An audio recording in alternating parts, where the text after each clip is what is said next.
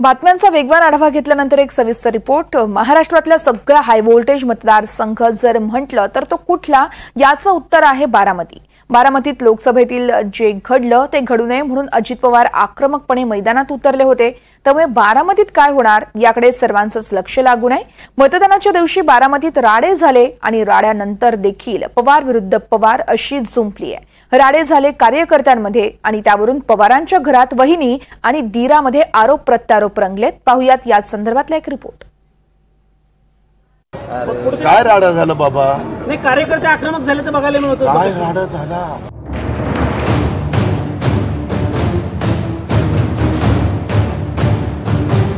अजित पवार या ज्या राड्याबद्दल बोलतायत त्या राड्याचा आरोप त्यांच्या वहिनी शर्मिला पवार यांनीच केलाय।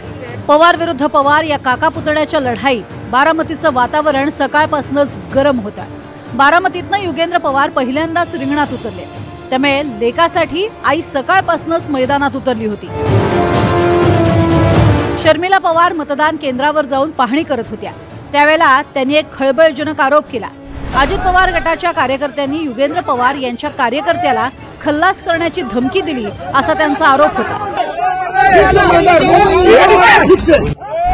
आता इथे मी आले, मला आमच्या कार्यकर्त्यांचा सतत फोन येतोय की त्याच्यावरती दबाव येतोय। त्याला इथे काही आहेत इथले स्थानिक लोक, त्यांनी दमदाटी केलेली आहे की तुला आम्ही खलास करू आणि तू आमच्या लोकांना काय तक्रार करू नका आमच्या लोकांची। अजित पवारांच्या कार्यकर्त्यांनी मात्र दुसऱ्या पवारांचे हे आरोप फेटाळले। उलट शरद पवार गटाचे कार्यकर्ते धमकावत असल्याचा पलटवार त्यांनी केलाय। माझे या ठिकाणी बूथ एजंट आहेत, सगळ्या बूथ एजंटला हे आज जाऊन तुझ्या घरचं लग्न आहे का, तू बाहेर हो, तू काय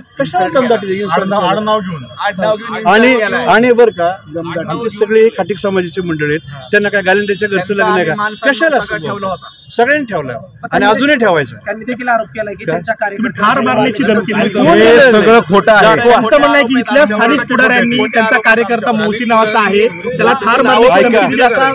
नाही ऐका ना, एक मिनिट, तसं असेल तर प्रशासन कायदेशीर कारवाई करेल। धमक्यांबद्दल हे आरोप प्रत्यारोप झाल्यानंतर अजित पवार स्वतः महात्मा गांधी बालक मंदिर बूथवरती पोहोचले। या राड्याबद्दल अजित पवारांना विचारल्यावर ते काय म्हणाले ते पहा। काय राडा झाला बाबा? नाही, कार्यकर्ते आक्रमक झाले तर बघायला मिळत होतं। काय राडा झाला?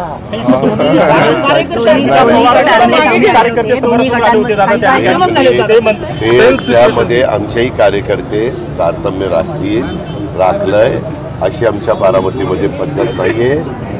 प्रत्येकाला आपली आपली भूमिका मांडण्याचा अधिकार आहे, परंतु सगळ्यांनी आचारसंहितेच्या नियमाचं पालन करून वागलं पाहिजे, एवढं माझं सर्वांनाच आव्हान आहे। शर्मिला पवारांनी आणखी एक आरोप अजित पवार गटावर केलाय, तो म्हणजे घड्याळाच्या चिठ्ठ्या वाटण्याचा। तर मी इथे आल्यावरती मला हे सापडलेलं आहे, हे आमच्या जे आता मतदार आलेले आहेत त्यांना अशा चिठ्ठ्या दिलेल्या आहेत, त्याच्यावरती घड्याळाचा शिक्का मारलेला आहे। हे तुम्हीच बघा, हे बरोबर आहे का, हे योग्य आहे का? पण धमका देणारा कोण होते? कोणी? आम्ही तक्रार करणार आहोत। आम्ही इथे आता पोलीस साहेबांशी सगळ्यांशी बोललेलो आहोत, लेखी तक्रार देणार आहोत। एक ह्याची आणि दुसरी त्यांना धमकी दिलेली आहे। धमकी देणारे कोण होते त्यांचं नाव तुम्हाला नाव कळेल, इथले स्थानिकच आहेत ते।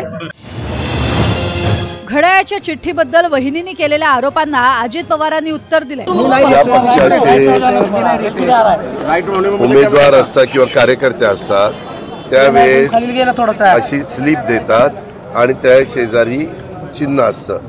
स्लिप दिल्यानंतर घरनं येताना ते चिन्ह असं तिथलं ते फाडायचं असतं। हे आज नाहीये, पहिल्यापासून आहे।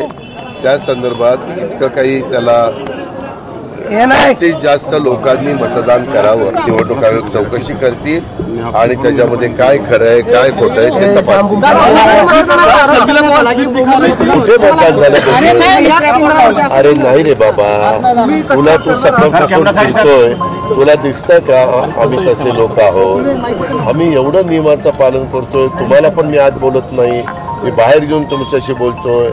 मी तुम्हाला सांगतोय तुम्ही त्रास घेऊ नका एवढा, तुम्ही शांत राहा, पण तुम्ही ऐकत नाही। तक्रार जरी कोणी केली तरी त्या तक्रारीमध्ये सगळ्यात तथ्य असतं असं समजण्याचं कारण आहे। मी पण माझ्या आता 50-50 आमदारांना 50-50 कार्यकर्त्यांना सांगेल त्या तक्रारीचा काय अर्थ आहे? त्या तक्रारीमध्ये काही तथ्य असेल, कॅमेऱ्यामध्ये ते कॅच झालं असेल. उलट मला माझा कार्यकर्ता सांगत होता, बूथचा एजंट सांगत होता, दादा मी आतमध्ये बसलो असताना मला आतनं बाहेर काढलं. आतनं बाहेर काढायचा कुणाला अधिकार नाही, तो आहे निवडणूक अधिकाऱ्याला.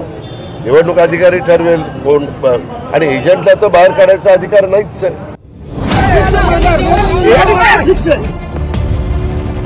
महाराष्ट्रासह अख्ख्या देशाचं लक्ष बारामतीकडे लागलंय.